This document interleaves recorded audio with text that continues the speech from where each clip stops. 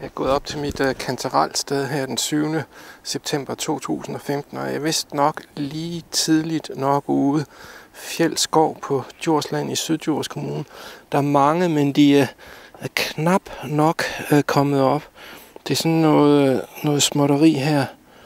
Og lige på det her sted, der er de faktisk overalt, men det kloge, det er nok lige at komme tilbage om en uges tid, og så se, om de ikke er blevet lidt større. De skal helst være større end en gammeldags 5 kroner, for at det ikke er undermåler, man tager. Der er nogle enkelte, som er ved at have en fornuftig størrelse, men om en uge, hvis rådyrene eller svampen ikke har spist dem. Chanterelle er nok den mest eftertragtede spisesvamp overhovedet. En lamelsvamp, det vil sige med de her blade lameller, i modsætning til rørsvampene. En meget, meget delikat svamp, som er blevet betydeligt mere sjælden her de seneste år. Hvorfor? Jamen altså, en teori, det er overplukning, at folk tager dem sådan, at de ikke kan nå at sætte sporer og dermed sprede sig. En anden teori, som jeg måske hælder lidt til her i Fjeld skov, det er, at der er en kraftig population af vildt, som kunne tænkes at spise de her lækre svampe, ligesom mennesker kan lide dem, så kan vi også lide dem. Men det siges, at før 1. verdenskrig, der var det faktisk den mest almindelige spisesvamp i Danmark. Men ikke desto mindre, så er det den mest eftertragtede stadigvæk.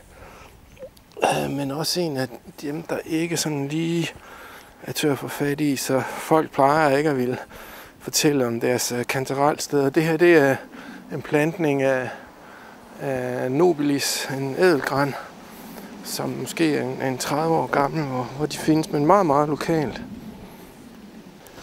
Det er som om, at den her Chanterelle-plet ikke rigtig har spredt sig ud i sit fulde skovområde endnu, og derfor ligesom er centreret omkring en lokalitet her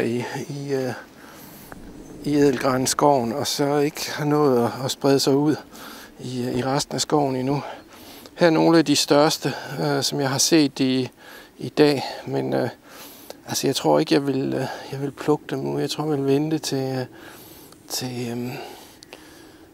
om en uges tid, hvor de her små knopper her forhåbentlig er blevet lidt større.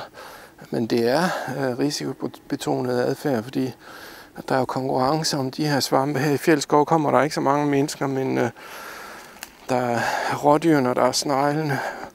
Og hvem ved, det kunne også godt være, at der er nogle enkelte lokalkendte svampeplukkere, der kender til stedet her.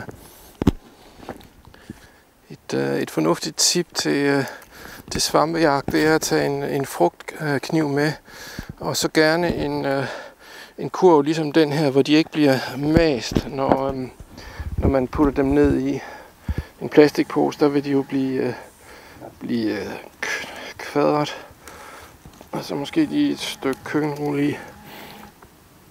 Og så en frugtkniv, hvor man omhyggeligt gør svampen ren for skidt, inden man putter den ned i, sådan at de ikke ligger og ryster rundt og gør hinanden beskidte på hjemturen. Som nævnt er der rigtig mange lige på det her sted, men jeg synes stadigvæk, de er for små til, at jeg vil kaste mig ud i og begynde at plukke. Jeg venter en uges tid og ser, om det lønner sig i denne lille smørklat på Djursland her.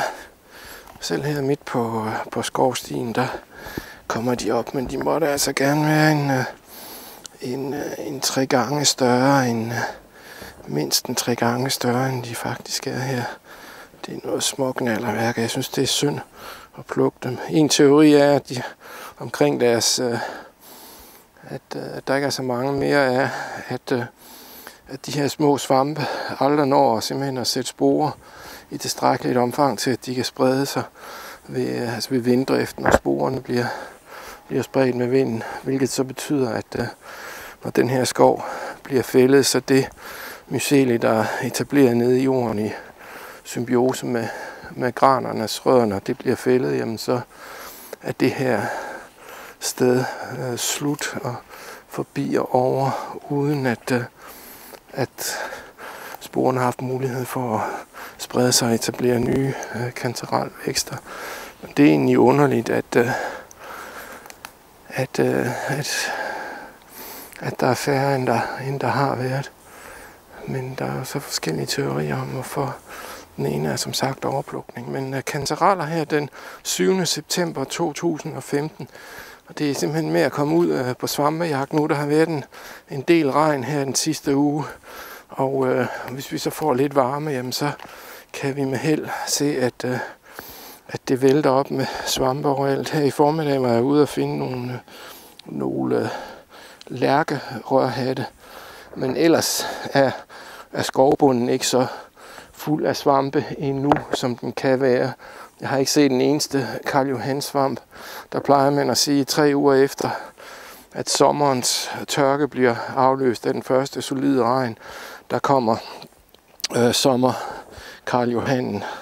Og det er ikke sket endnu. Ikke på de her kanter, ikke meget bekendt. Men lidt af skese, og så vente til de her chantereller bliver lidt større. Slut fra Fjeld på Djursland, mit hemmelige chanterellsted.